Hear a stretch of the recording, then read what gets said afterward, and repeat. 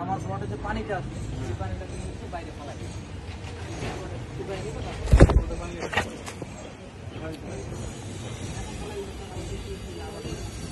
কাজ শুরু হওয়ার একদিন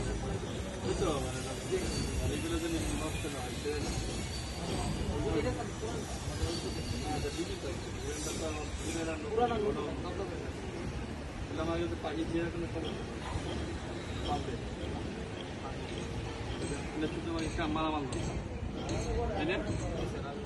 পানির পাইপ আমার প্রথম কি মালামাল লাগবে কি পানি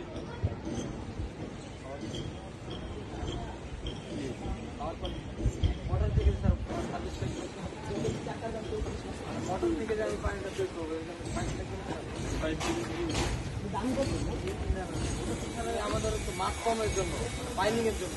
আমার মোটর থেকে যে পানিটা বের করবো এটার জন্য আপনার পাইপ কি লাগে রিসেলে নিয়ে আর এই রড আমাদের স্টার্টিং এ তো কি করবে ফাইলিং করতে কত রড লাগবে রড স্যার আমি যদি চিন্তা করে করলে মিনিমাম আমাকে 600 কেজি রড দিতে হবে 20 মিনিট